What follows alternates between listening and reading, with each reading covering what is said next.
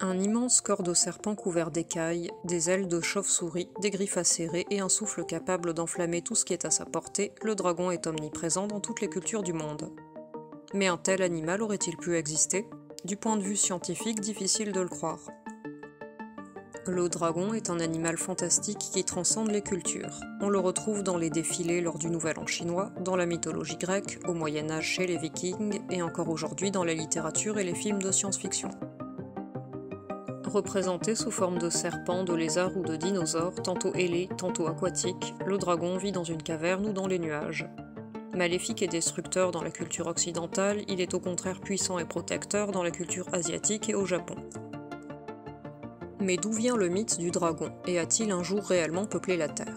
La première explication est la découverte par nos ancêtres des ossements de dinosaures, des squelettes qui ressemblent à ceux de reptiles géants, mais avec un bassin similaire à celui des oiseaux.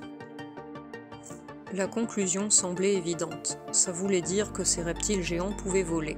Comme leurs os étaient en pierre car ils sont fossilisés, les hommes en ont aussi déduit que ces animaux devaient être la source du feu qui s'abattait du ciel et donc qu'ils crachaient du feu. De nombreux dragons s'inspirent également de caractères d'animaux réels, comme le corps écaillé du serpent, la tête du tigre ou les griffes d'un aigle. Ne restait plus qu'à imaginer un mixte entre tout cela.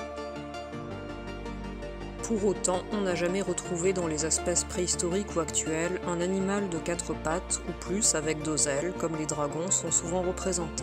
Au cours de l'évolution, les vertébrés volants ont ainsi vu leurs membres antérieurs se transformer en ailes. De plus, difficile d'imaginer des ailes suffisamment puissantes pour faire décoller un dragon de plusieurs tonnes. Un oiseau peut atteindre 80 kg maximum pour pouvoir voler. Les gigantesques ptérosaures, qui pouvaient soulever un poids 4 fois plus important, devaient pour cela avoir une taille relativement restreinte de leurs pattes et de leur cage thoracique. Autre mythe battu en brèche, celui de l'intelligence supposée de dragons capables d'employer la ruse ou des pièges diaboliques pour détruire les chevaliers, ou alors de faire preuve d'une sagesse infinie, des capacités cognitives qui dépassent de loin celles des reptiles ou d'autres animaux. Enfin, la légende du dragon crachant du feu ne repose pas non plus sur une possibilité scientifique. Dans le règne animal, il y a bien des cobras qui crachent du venin ou les anguilles qui produisent des décharges électriques pouvant produire des étincelles.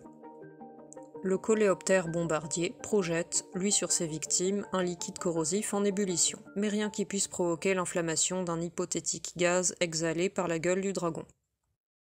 Des arguments qui n'ont pas empêché le dragon de perdurer dans la culture populaire, à l'instar de Smaug, gardien du trésor d'Erebor de la Terre du Milieu, du Magyar à pointe qu'affronte Harry Potter dans Harry Potter et la Coupe de Feu, ou de Croque-Mou, l'ami inséparable d'Harold dans le dessin animé Dragon.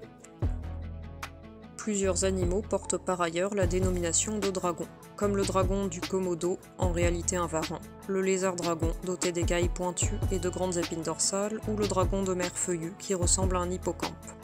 Sans parler de Nessie, le fameux monstre du Loch Ness. Bonne journée et à bientôt pour de nouveaux contenus.